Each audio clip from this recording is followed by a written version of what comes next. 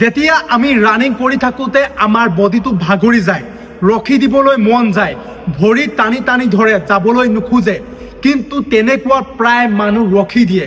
কিন্তু সেই প্ৰায় মানুহৰ লেখীয়া তই হ'লে নহ'ব, তই সিহঁততকৈ বেলেগ হ'ব লাগিব। সিহঁতৰ ভৰি টানি ধৰিছে, ৰখি দিছে, কোনো মতলব নাই। তোৰ টানি ধৰক, ৰখি দিলে তোৰ মতলব আছে, কাৰণ তই পাছ কৰিবৰ কাৰণে জন্ম হৈছ, জিকিবলৈ জন্ম হৈছ, হাৰিবলৈ নহয়। তই লুজাৰ নহয়, তই চেম্পিয়ন হয়। তই আগবাঢ়ি যাবই লাগিব আৰু তোৰ টাস্ক কমপ্লিট কৰিবই লাগিব। তই পাছ কৰিবই লাগিব, জিকিবই লাগিব। যেতিয়া ৰাতিপুৱা এলাৰ্ম বাজে, তেতিয়া মাইণ্ডে কয় আমাক তই শুই থাক, আজি দৌৰিব নালাগে। তেতিয়া তই ডিচাইড কৰিব লাগিব যে তই চেম্পিয়ন হয় নে লুজাৰ হয়। তই যদি চেম্পিয়ন হয়, শক্তিশালী হয়, উঠ আৰু দৌৰিবলৈ যা, সপোনৰ পিছত দৌৰ। আৰু তই যদি লুজাৰ হয়, তই শুই থাক, আৰাম কৰ, একো ডাল কৰিব নালাগে, তই বৰবাদ হৈ যা। তই বেলেগ মানুহতকৈ বহুত বেলেগ হয়। প্ৰায় মানুহে শুই থাকিব বিচাৰে, ৰাতিপুৱা টাইমত আৰাম কৰিবলৈ বিচাৰে। তই আৰাম কৰিলে নহ'ব, আৰামেই হাৰাম। তই যদি আৰাম কৰ, তোৰ সেই সপোন কোনে পূৰ কৰিব? সিহঁতে সপোন নাই দেখা, সিহঁতৰ কোনো মকসদ নাই, কোনো লক্ষ্য নাই, উদ্দেশ্য নাই। তোৰ লক্ষ্য আছে, উদ্দেশ্য আছে, সপোন আছে। তই উঠিবই লাগিব, তই যুঁজিবই লাগিব, তই নিজৰ কাৰণে জান প্ৰাণ লগাই কষ্ট কৰিবই লাগিব। খালী ৰাস্তা, জোতাৰ মাত আৰু ঠাণ্ডা বতাহৰ শব্দ আৰু নিজৰ উশাহ লোৱা শব্দ, এইটো কৈ জীৱনৰ ট্ৰেইনিং। এনেকৈ কোনে কোনে দৌৰি পাইছে আপোনালোকে কমেণ্ট কৰিব। মই কিন্তু এনেকৈ দৌৰি পাইছোঁ। আগতেতো মোবাইলো নাছিলে, এতিয়াতো মোবাইল হ'ল। মটিভেশ্যন গান এটা লগাই ল'ব লাগে আৰু দৌৰি থাক। আৰু কোনো লগৰ দৰকাৰ নাই। আৰু লগৰ বিচাৰিলে বেয়াহে। লগৰজনে যদি আজি নদৌৰো বুলি কৈ দিয়ে, আপোনাৰো মনটো ভাঙি গ'ল। গতিকে লগৰ চগৰ এইবিলাক মাৰক গুলি, আপুনি মটিভেশ্যন চং এটা মোবাইলটো লওক আৰু মটিভেশ্যন চং এটা লগাওক আৰু দৌৰি থাকক। কোনোবা দৌৰিছে নদৌৰিছে লগৰ, কোনো মতলব নাৰাখিব। যদি মতলব ৰাখে, আপুনি ৰখি যাব, আগবাঢ়ি যাব নোৱাৰিব। কাৰণ লগৰজনে হয়তো তেওঁৰ সপোন নাথাকিব পাৰে, অসম পুলিচ হোৱাৰ বা ইণ্ডিয়ান আৰ্মি হোৱা বা যিকোনো ডিফেন্সত যোৱা সপোন নাথাকিব পাৰে, কষ্ট কৰিব মন নাযাব পাৰে। সেইকাৰণে বেলেগক তাক যদি আপুনি কয় কাইলৈ প্ৰেক্টিছ কৰিব যাম ওলাবি বুলি যদি কয়, আৰু সি যদি কয় এই কাইলৈ যাবলৈ মন নাযায়, বাদ দে কাইলৈ পৰহিলৰ পৰা যাম, আৰু তেনেকৈ যদি কয়, আপোনাৰো মনটো ভাঙি গ'ল, ঠিক আছে মই পৰহিলৰ পৰাই যাম আৰু বুলি। সেইকাৰণে লগৰ চগৰ মাৰক বুলি অকলে আপোনালোকে ওলাওক, অকলেই দৌৰকগৈ ৰাস্তাত। যেতিয়া দৌৰি থাকোঁতে ভৰিত বিষ হয়, তেতিয়া আমাৰ ৰখি দিবলৈ মন যায়, মোৰ দ্বাৰা নহ'ব আৰু তেনেকুৱা লাগে। কিন্তু গেম তেতিয়াহে ষ্টাৰ্ট হয়, আৰম্ভ হয়।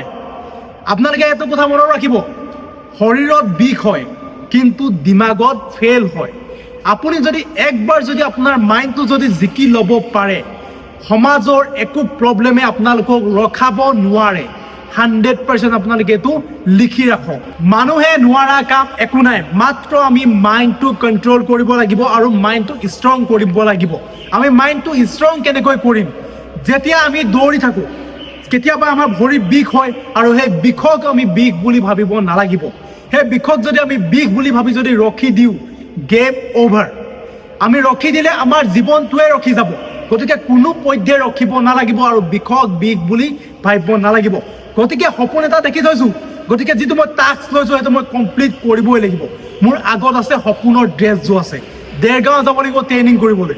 তেনেকৈ আপুনি ভাবি পিনে আপুনি দৌৰিব লাগিব, কমপ্লিট কৰিব লাগিব। আপোনাৰ সপোন যদি আপুনি যদি পূৰ নকৰে, তেন্তে বেলেগে আহি আপোনাৰ সপোন পূৰ নকৰে। আৰু আৰামত কেতিয়াও আপুনি একো বস্তুৱেই নাপায়। অলপতো কষ্ট হ'বই, অলপ কষ্ট আপুনি সহ্য কৰিবই লাগিব। সেইকণ যদি আজি সহ্য কৰিব পাৰে, তেন্তে আপোনাৰ লাইফ ছেটেল হৈ গ'ল। যদি সহ্য কৰিব নোৱাৰে, জীৱন বৰবাদ। গতিকে বৰবাদ কৰে নে আপুনি সেই অকণমান কষ্ট কৰি আগবাঢ়ি যায়? আপুনি ডিচাইড কৰিব লাগিব, এইটো কথা আপুনি নিজে ডিচাইড কৰক। মোৰ মতেতো আপোনালোকে সেই অকণমান বিষ মাৰক গুলি, আগবাঢ়ি যাওক। মানুহে তোক ক'বই তোৰ দ্বাৰা নহ'ব, তই নোৱাৰিবি কৰিব। মানুহৰ কামেই সেইটো, লোকৰ কামত বাধা দিয়া। কিন্তু তই সিহঁতৰ কথা যদি শুন, তই আগবাঢ়ি যাব কেতিয়াও নোৱাৰিবি।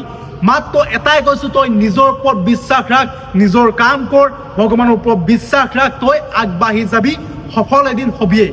আমাৰ আটাইতকৈ ডাঙৰ অস্ত্ৰপাত হৈছে নিজৰ ওপৰত বিশ্বাস। তই যদি নিজৰ ওপৰত বিশ্বাস ৰাখিব পাৰ, সকলো কামেই তই কৰিব পাৰিবি। মাত্ৰ তোৰ নিজৰ ওপৰত বিশ্বাস লাগিব।